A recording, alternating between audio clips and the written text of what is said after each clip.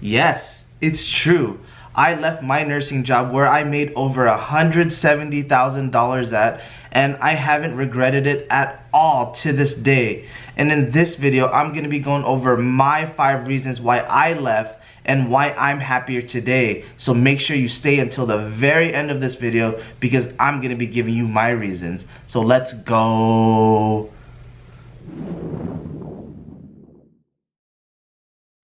Welcome back to another episode of Life of a Psych NP. If you are new to this channel, let me formally introduce myself. I'm Darty. I'm a board certified psychiatric nurse practitioner, and in this channel I go over several different subjects to educate the public about mental health, ways to improve your lifestyle, topics related to nursing, nurse practitioners, and specifically psychiatric nurse practitioners like myself. If you are interested in any of these topics, feel free to subscribe. Make sure you like this video because it helps me out so much with the YouTube algorithm so I can become known to everybody. And if you haven't followed me already, follow me on Instagram at LifeofaPsychNP. So you're probably thinking to yourself, what are you doing? Why did you leave your job where you were making over $170,000 a year at, and you're happier now? How's that even possible? And honestly, it is very possible. And when you kind of look at the grand scheme of things, you always have to outweigh the risk versus the benefits. Is it worth the job? Is it worth the stress? Is it worth all of this time and effort just for a measly paycheck? Can you get better out there? And are you scared enough, and are you willing enough to take the risk and leave? And I did all of those things. But I wanted to kind of take a step back and actually give you my reasons why I ultimately left this job where I was getting paid over $170,000 an hour at 32 hours a week, and why I'm happier today. So without further ado, let's get started on this video. So give you a little bit background about myself at that particular time. I was a psychiatric nurse practitioner. I still am to this day, but at that job, I was psychiatric nurse practitioner in California. So Southern California is not as high as Northern California for pay, but Southern California. I was a new grad coming straight out of school, and at that time, demand was very, very high, so I was able to ask for a higher salary. So kind of just wanted to give you a little bit of background about that. And when I was looking at all of my opportunities, I decided to go with this opportunity, and I ultimately left this job. No issues with the job itself or the where I worked or whatever, so I don't think that this was just a horrible job. There were a lot of benefits, but at the end of the day, after outweighing my pros and cons, I decided to leave this job. But I wanted to give you the reasons why I left this job, and ultimately kind of open your eyes and give you a different perspective on why you ultimately may have to leave your job even if you get paid really well, and you have to think about all of the opportunities out there, whether you're an NP, whether you're a CNA, whether you're an LVN, whether you're an RN, or you're other position within the medical field. You have to think about all of the opportunities out there. And yes, $170,000 seems like it's a really good thing, but at the end of the day, you have to understand that sometimes it's not worth it. So like I said, this is no shade to my very first job, to this company. Very, very great organization to work for. Learned a lot, but I just wanted to kind of give you my reasons for ultimately leaving.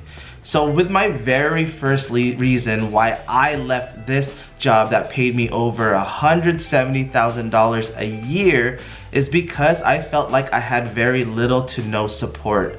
Yes, in the very beginning, I had a lot of support from the psychiatrist, especially the collaborating one. She went over cases with me. She was able to kind of help me change my mindset. But after that first month, second month, it felt like I had very little to no support, especially coming out of school as a new grad. You don't learn everything in school, and I want people to understand that everybody's learning experience is a little bit different, and you're not going to learn every single thing in school. As much as you read, as much as experience you get during clinicals, you're not going to learn everything.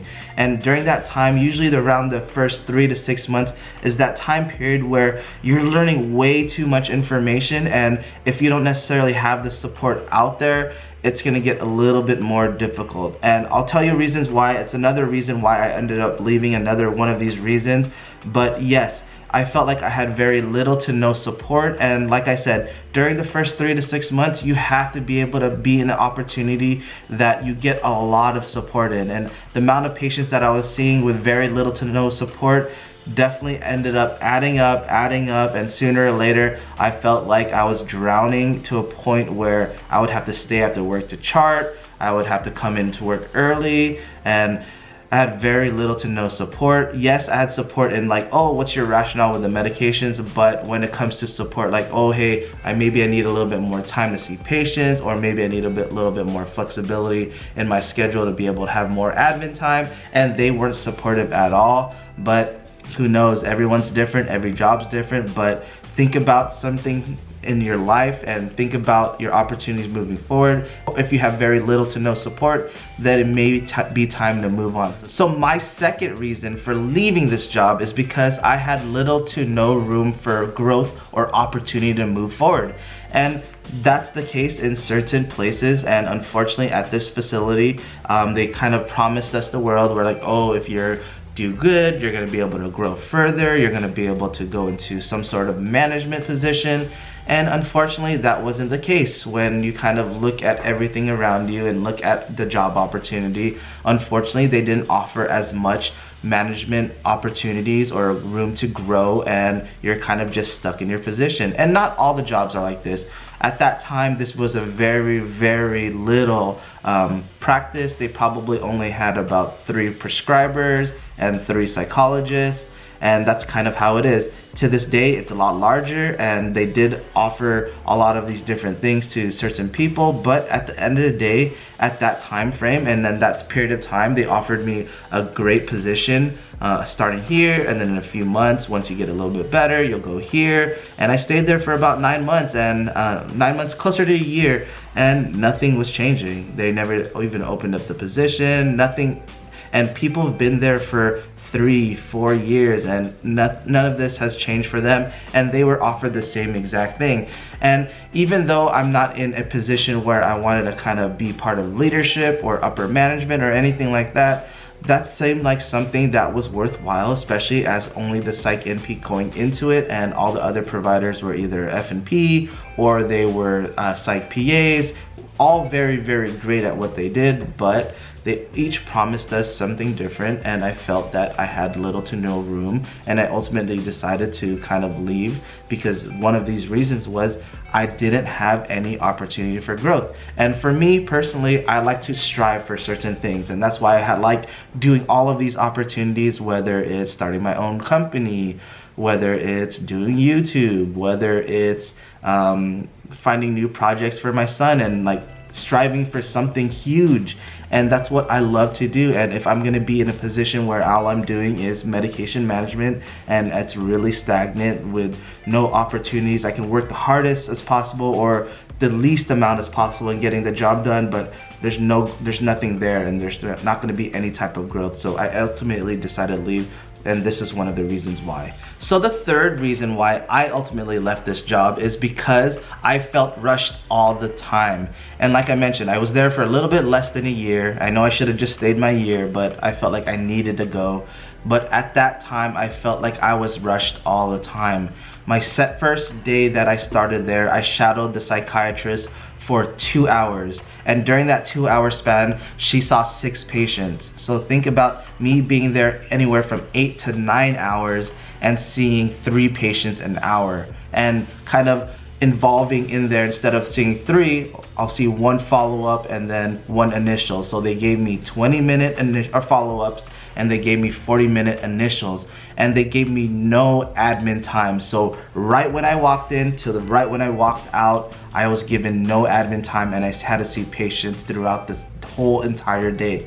And I felt rushed the whole entire time. Think about being a new grad where you had to see the patient, you had to document, and you had to do all of this, whatever you need to do.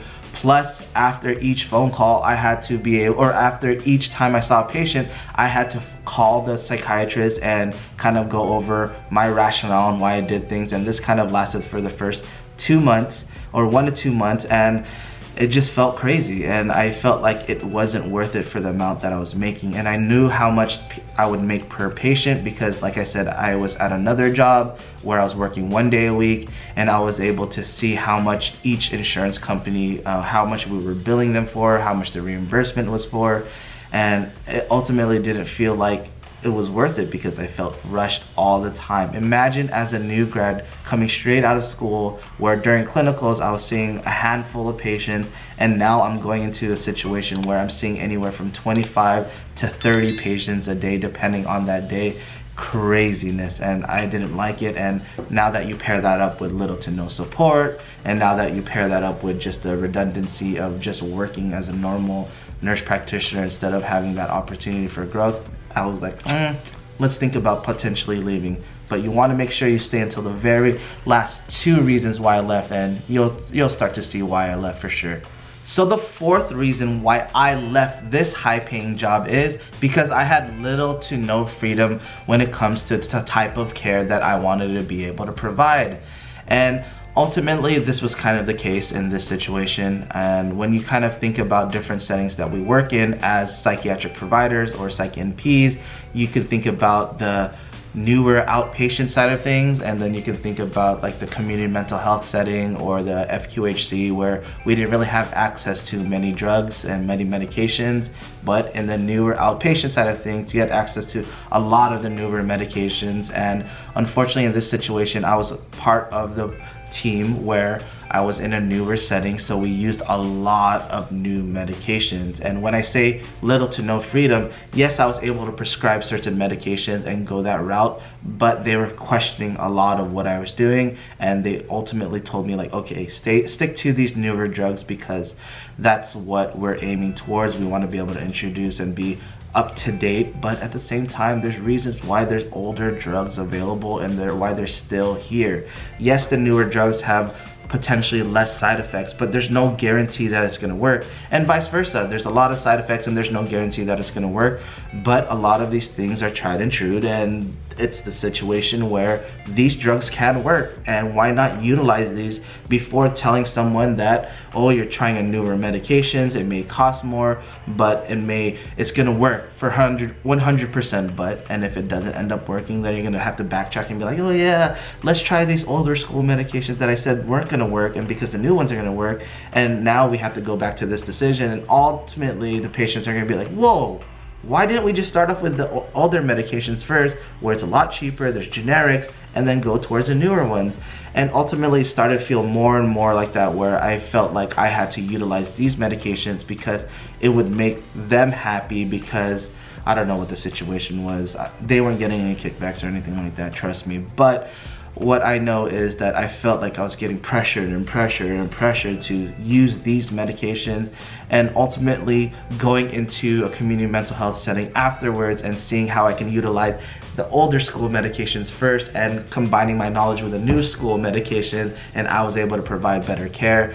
But like I said, yeah, I felt like I had little to no freedom with the type of care I wanted to provide. And like I said, another opportunity provided itself that was paying well also, and I jumped towards it.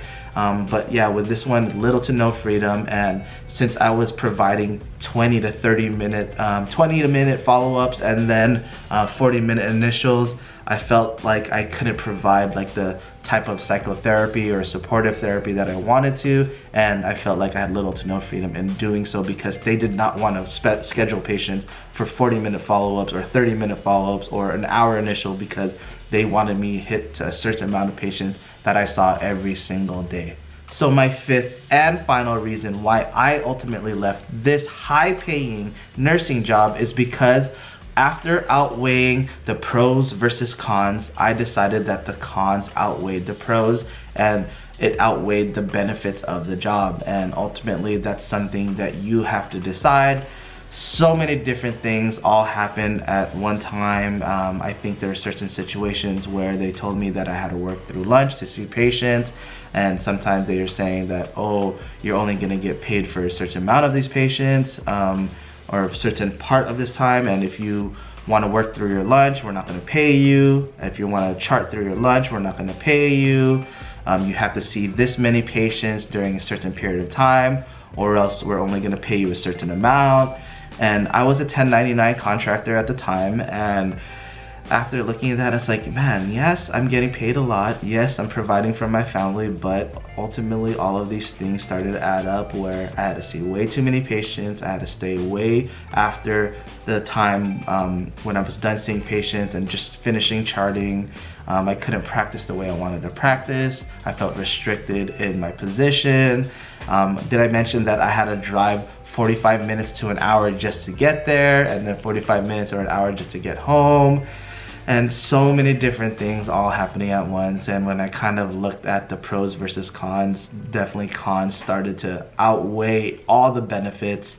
Yes, we got free lunch. Yes, we were able to have a good supportive network when it came to my psychiatrist and bouncing medication ideas off of her. But it felt like all the other things were just like starting to tear me down, and I started to have to look at my own mental health and picture what was the best thing for me. And that kind of brings me to why I'm happier today. So after that, I ended up getting multiple jobs and finding out what's going to be the best job for me. And that's when I figured out getting multiple jobs is the best thing ever, because one, you don't have to worry about finances because you have multiple jobs. So even if you get fired or you leave one job, you're still going to have income from another job. I practice the way I want to practice by being able to utilize the old school, like I said, and the new school, and being able to kind of talk to the patients, have ability to see them in a longer period of time. For right now, in my own private practice, I get to see patients as long as I can, well, whether the schedule permits. But for the most part, if I want to see them for a 45-minute follow-up, I'll see them for a 45-minute follow-up. If I want to do 60-minute follow-up and provide some supportive and CBT in there, I'm going to do that. I get to do my own thing, and I'm a lot happier today.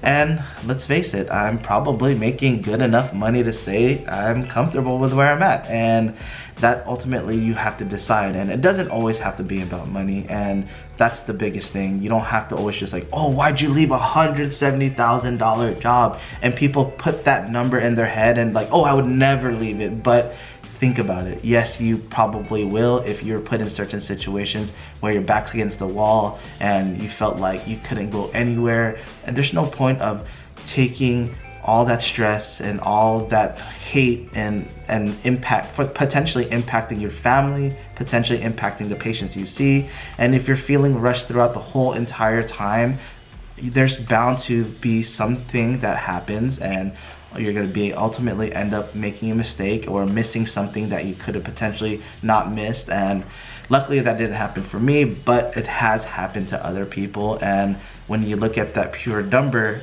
it's not about the pay, it's about all of the other things and how it's going to impact your daily life. Yes, you want to be able to afford all of these things for your family and support your family, but if you're not going to be there, or if you're not going to, your mind isn't 100% there to give to your family, then it's a no-go for me. And ultimately for me, my family means the world to me. My loved ones, my wife, my 2 children, my pets, everyone means the world to me, and I'm gonna do my best to be able to provide for them.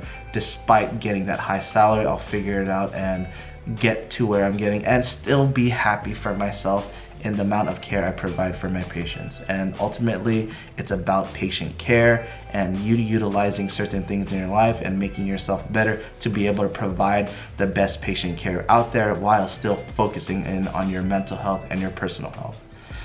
Well guys, I know there's a kind of rant at the very end, but I just wanted to kind of explain to you why I'm so much happier outside of this job, and I learned so much from that job. Please don't get me wrong, that was a very, very great opportunity. I was able to learn so much from the psychiatrist. I was able to learn so much by seeing all of these patients, and that's kind of what grew me to who I am today, and I'm glad I was able to have this opportunity to do so. But ultimately, it all depends on you and if you're willing to do these things, and for me, it wasn't. Well guys, have a wonderful day. Until next time, bye!